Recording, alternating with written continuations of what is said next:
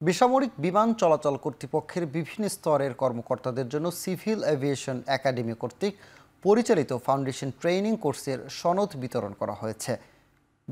বেবিচক chairman air vice marshal Mohammad Manjur Kabir Bhuiyan প্রশিক্ষণার্থীদের হাতে সনদ তুলে দেন। কর্মকর্তাদের পেশাগত দক্ষতা বৃদ্ধির লক্ষ্যে আয়োজিত প্রশিক্ষণে অংশ নেয় 150 জন প্রশিক্ষণার্থী।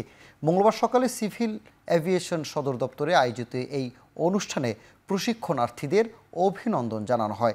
এ সময় প্রধান অতিথির বক্তব্যে বেবিচক চেয়ারম্যান বলেন, সিভিল এভিয়েশন একাডেমি আন্তর্জাতিকভাবে মেম্বারশিপ অর্জন করেছে, যা সম্মিলিত পরিশ্রমের স্বীকৃতি। এই অর্জন দেশের বেসামরিক বিমান খাতে প্রশিক্ষণের মান ও গ্রহণযোগ্যতার প্রমাণ।